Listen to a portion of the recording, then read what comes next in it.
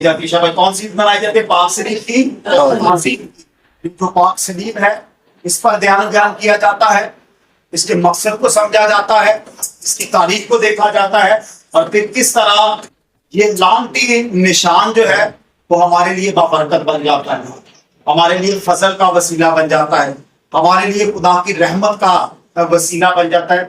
اس پہ ہم نے جو ہے وہ آج بات کرنی ہے، اور ہمارا جو آج کا عنوان ہے اس پر ہم نے بات کرنی ہے وہ ہے صلیبی موت کے ذریعے نجات۔ سمجھ کیا ہے ہمارا یہ عنوان؟ صلیبی موت کے ذریعے نجات۔ پہلے اس عنوان کو سمجھ لیں، کبھی کبھی نا اس کو سمجھنے میں تھوڑا سا مسئلہ ہے، لفظوں کی ہیر پھیر ہے، شاید ہم اسے اتنا سمجھ نہیں سکتے۔ نجات دینا یہ صرف خداوند یسوع مسیح کا کام ہے، پہلی بات تو یہ ہمیں سمجھ جانی چاہیے۔ نجات دینا کس کا کام ہے؟ یسوع مسیح کا کام۔ وہ نہ یہ دے سکتا ہے، نہ یہ دے سکتی ہے، نہ ہی اکیلی صلیب دے سکتی ہے۔ نجات دینا کس کا کام ہے؟ یسوع مسیح کا۔